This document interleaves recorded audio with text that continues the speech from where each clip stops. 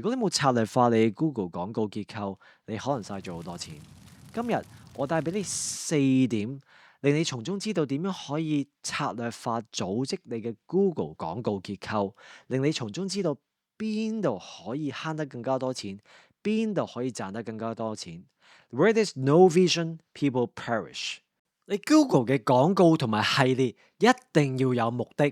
如果你冇目的的話，你就等於遊花園。假設如果你係一個買好多唔同嘅電子產品嘅公司，咁你買咗有好多唔同嘅種類啦，你有買 HDT TV、Flat Screen TV 或者係普通嘅相機或者係 Digital Camera，你將所有嘅唔同嘅種類擺埋一個群組同埋系列的話，Google 就唔可以話俾你知邊一度係賺到錢，邊一度係賺唔到錢，因為好亂啊，好多嘢又重疊埋晒一齊，咁你又唔知道，因為太亂咧，你就唔知道邊一度咧可以更加做得更加好。你睇下呢個廣告，呢個廣告又唔知道係究竟賣電視啊，淨係賣相機。啲客人睇到的話，究竟都唔知你買乜嘢嘅，咁所以的話就唔撳咯。咁你嘅解決方法咧就係，如果你買 HDTV 的話，淨係講 HDTV 就唔講咧，你嗰啲賣嗰啲相機啊或者 digital camera 啲完全唔講，一個種類群組淨係講一組嘅嘢，咁到時的話咧，你就可以知道究竟係邊個有用，邊個唔有用你嘅廣告。你睇下呢個廣告，淨係講賣相機嘅，咁相機嘅客人的話一睇咗的話就會撳啦，咁就唔會嘥咗其他嘅機會啦。因為你咁樣，第二點就係你將你嘅產品同埋嘅群組組織化佢。道理就係你將你嘅產品咧越仔細就越好，但係就唔好太仔細，因為喺香港嘅市場的話，你要擔心咧，你嘅廣告係唔會俾人睇得到，因為你太仔細嗰陣時咧，香港嘅市場太少啦。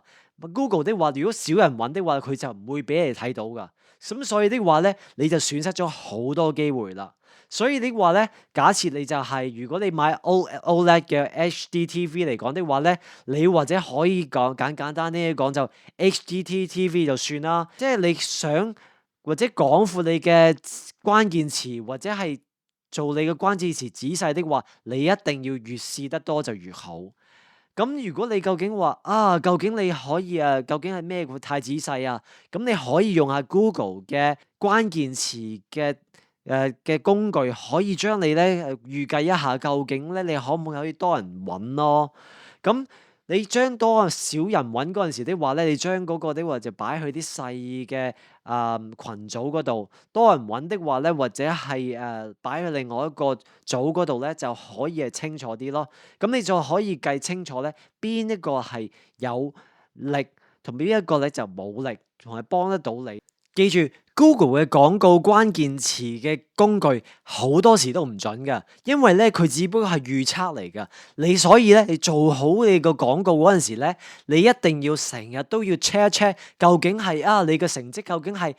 太過仔細啊，或者太過廣闊咁樣咯。你一定要咧成日都測試，好從中咧學習究竟邊個對你更加好咁樣咯。咁所以的話咧，你同時咧，你嗰啲關鍵詞的話咧，最好咧就唔好重複晒每一個群組的話咧，淨係要用一個獨立嘅關鍵詞。咁你的話咧就知道邊個關鍵詞幫你賺到錢，邊個關鍵詞係冇用，邊個群組係有用咁樣咯。就好似我之前咧買咗嗰個廣告，一個燈飾嘅廣告啊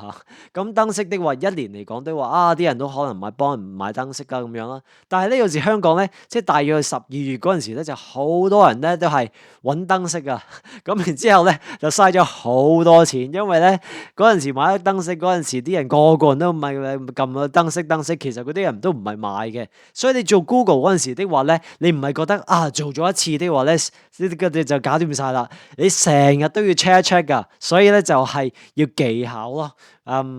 真係有時嘥好多時間嘅，成日都好多時唔識做嗰啲人的話咧，就做咗一次之後就覺得冇問題啊。但係其實咧，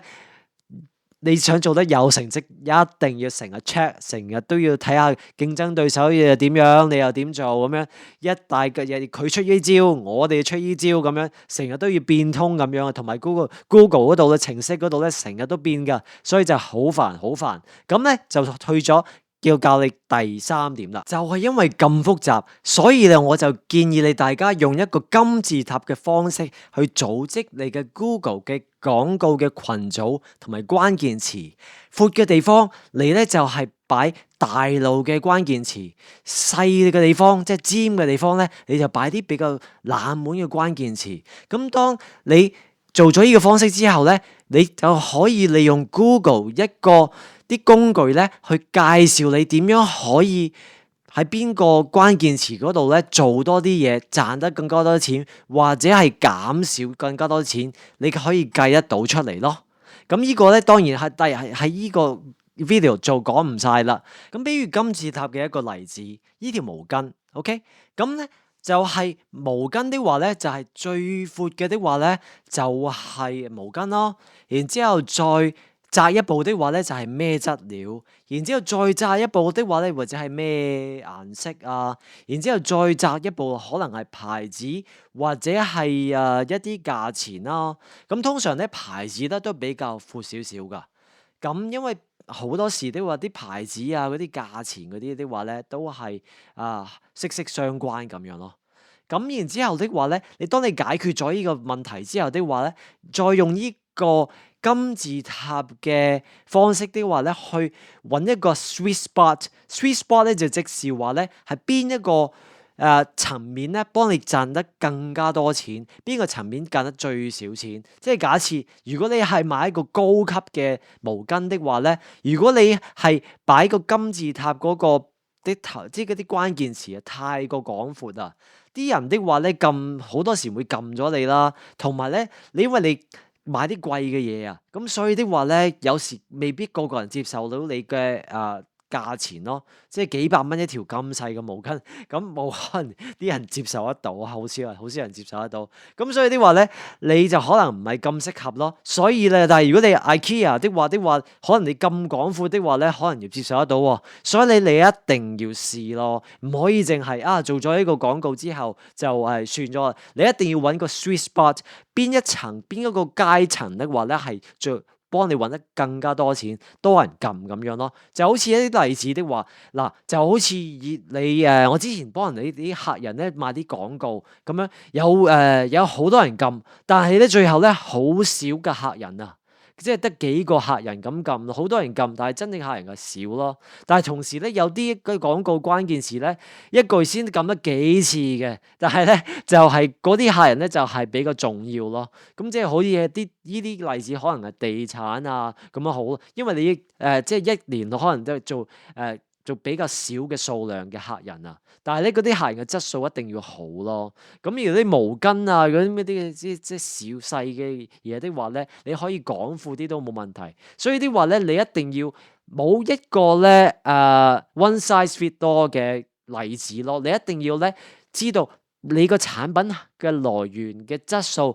同埋嗰個Google 嘅廣告嘅配合係配合得好唔好？所以咧呢個咧 Google 嘅賣廣告一定要藝術，係一定要成日諗下嘗試咧先會揾得到噶，唔係做咗一次之後佢就係搞掂晒咁樣咯。你一定要揾個 sweet spot，然之後咧你就知道邊個係揾邊一個關鍵詞啊，邊一個層組咧係幫你係再揾得更加多錢啦。就係因為咁，所以你一定要去翻第一點，你所有嘅 Google 嘅廣告嘅關鍵詞同埋你嘅群組一定要係有目標噶。如果你冇好亂咁樣咧，你就唔知道邊一個群組或者關鍵詞係幫你賺到錢，你又唔可以 improve 佢咯。咁所以咧，你就覺得點解唔可以一個群組一個關鍵詞咁，我就做一個組咁樣，我哋就可以知道邊個賺到錢，邊個賺唔到錢啦。呢個係我哋Google 廣告嗰度用咗10幾年一個 framework 叫做 SKAG， 但係呢個你已經係唔 work 噶啦。點解唔 work 咧？因為而家 Google 俾我哋最新嘅指示咧，就係咧，我哋俾個關鍵詞佢，客人揾呢個第二個字的話咧，未必係100% match 噶。咁所以去翻第一點，當佢咁亂的話咧，我哋就唔可以組織究竟邊一組係可以係淨係幫佢賺到錢，賺唔到錢咯。所以而家我哋要根據翻 Google 俾我哋最新嘅指示，一定要管理我哋嘅關鍵詞咧，就根據我哋嘅主題或者 theme 開始。咁 theme 的話咧，即是話係啲主題就係啲關鍵詞咧，都係有啲關係嘅，但係就未必係完全係一模一樣噶。咁所以的話咧，呢個 form framework 嚟講咧，就係根據 Google 嚟講的話咧，就最有效嘅。咁但係最後的一點咧，就係我啱全部講嗰啲嘢都係冇用噶。如果你係計唔到你邊一個關鍵詞，邊一個群組幫你揾到錢，咁呢個咧，我就下一個 video 就係會幫你解釋究竟係點做啦。所以記住 subscribe，OK？拜拜。